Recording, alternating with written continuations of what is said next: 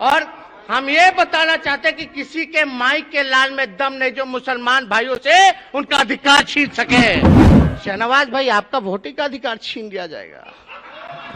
तो मैं सरकार से मांग करता हूं कि उनके वोटिंग राइट को समाप्त कर दिया जाए और वो दूसरे स्तर के नागरिक बन के भारत में रह सकते हैं। कि ये मातृ वतन है, जननी मातृभूमि है, वो यहाँ रहे। उनका जितना आपका देश है उतना हम सब का देश है। हमको कोई दखल नहीं कर सकता। इस पर कोई चर्चा ही नहीं होनी चाहिए।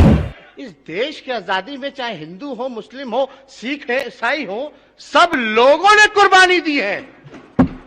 सब लोगों ने बलिदान दिया। हाँ, लेकिन आरएसएस वालों ने नहीं दिया। लोगों को याद दिलाना पड़ेगा कि यही बिहार की धरती है जहां आडवाणी जी को गिरफ्तार किया गया था।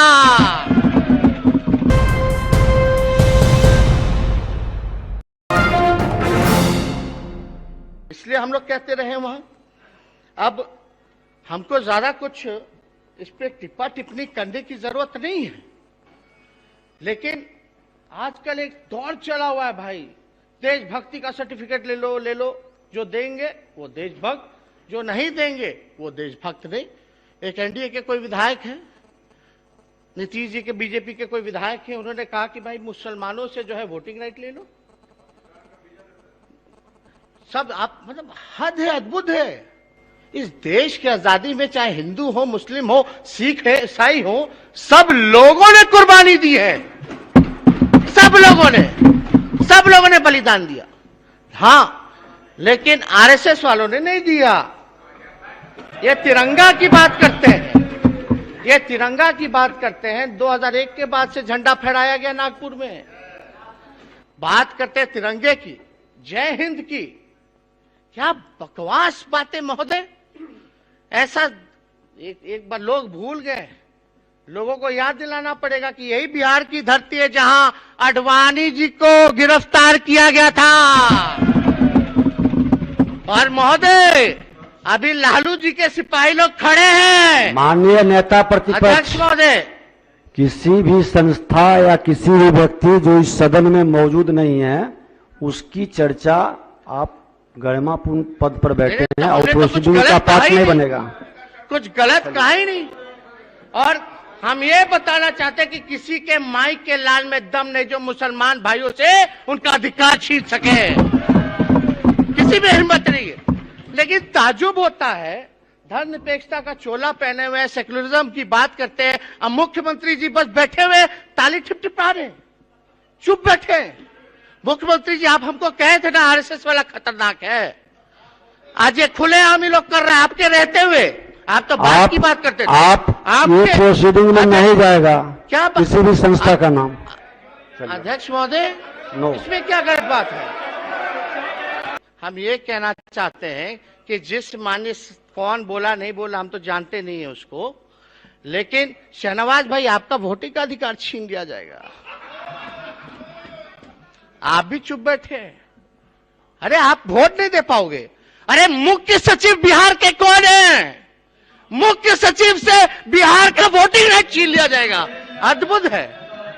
अध्यक्ष मेरा नहीं, हमारा भाई बाद में बोलेंगे। नहीं, अपने पार्टी के मेरा नाम मेंशन किया आपने।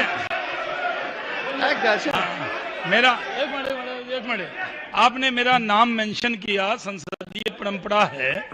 अभी खड़े हो गए, उस समय क्यों नहीं बोला? हम बोले। कहाँ बोले? हम आपको देते हैं रिकॉर्ड। बोलिए। हम बता रहे हैं। माननीय अध्यक्ष महोदय, माननीय विपक्ष के नेता ने मेरा नाम मेंशन किया है। संसदीय परंपरा है कि अगर आप नाम मेंशन करते हैं तो उसको बोलने का राइट मिलता। मैं धन्यवाद कर मैं कहता हूं कि जो नागरिकता का अधिकार है, जो सिटीजनशिप है, वो लेने का अधिकार किसी सरकार को है ही नहीं। हम सिटीजनशिप दे सकते हैं।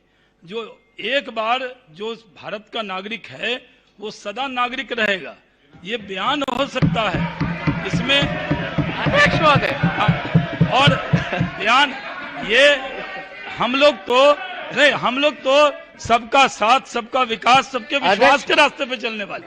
कोई जो एक मिनट मैंने कंप्लीट। अध्यक्ष महोदय, एक मिनट। मैं कह रहा हूं जब इस देश की आजादी मिली, जिन लोगों ने उस दिन तय किया कि ये मातृ वतन है, जननी मातृभूमि है, वो यहाँ रहे, उनका जितना आपका देश है उतना हम सबका देश है। ये उनको हमको कोई भी पढ़ा दखल नहीं कर सकता। इस पर कोई चर्चा ही नहीं होनी चाहिए। भारत का संविधान नागरिकता छीनने का अधिकार ही नहीं किसी को, चाहे कितना भी बहुमत आ जाए। अरे शहनवाज भाई, जो बात आप कह रहे हैं ये हमको ने उधर समझाने की जरूरत है। यही तो बोले कॉन्ट्रास्टिंग कैरेक्टर्स है भाई आप लोगों में, कॉन्ट्रास्टिंग आइडियोलॉजी है आप लोगों में। यही बतवा तो हम कब से कह रहे हैं, लेकिन रोवर लोग समझे नहीं रहे। समझिए। और हम तो अध्यक्ष महोदय हम तो बस यही चाहते, आप बताइए।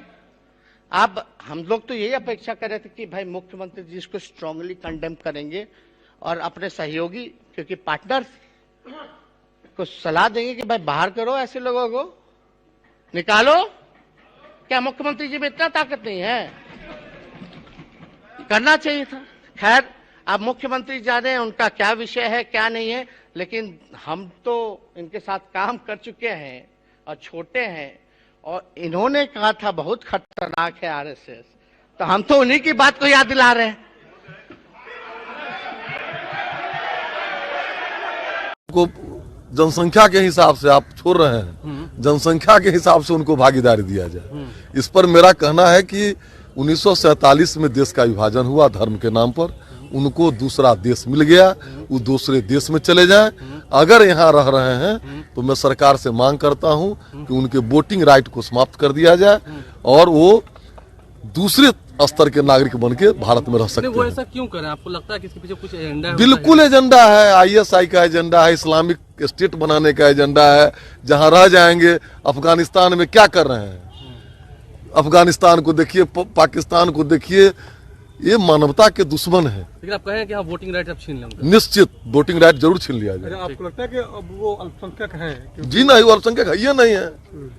और अल्पसंख्यक शब्द भारत के संविधान के साथ भी मजाक है। अच्छा, क्योंकि उसके प्रस्तावना में लिखा हुआ है कि हम भारत के लोग, फिर अल्पसंख्यक कौन, बहुसंख्यक को। अच्छा, विधानसभा का सत्र भी चलेगा, फिर से वो राष्ट्रगीत का विद्रोह करेंगे, कहें कि राष्ट्रगीत ना गाया जाए। इस पर निश्चित रूप से जो नहीं गाएंगे, और ये विधानसभा के अध्यक्ष का निर्णय होता है, और विधानसभा के अध्यक्ष का निर्णय अगर कोई नहीं पालन करता है तो माननीय विधानसभा अध्यक्ष जी उनके सदस्यता को रद्द कर दें। इस देश में रह के आप राष्ट्रगीत न गाने को कैसे देख रहे हैं? आपको लगता है? बिल्कुल अपमान है। और राष्ट्रगीत में क्या है?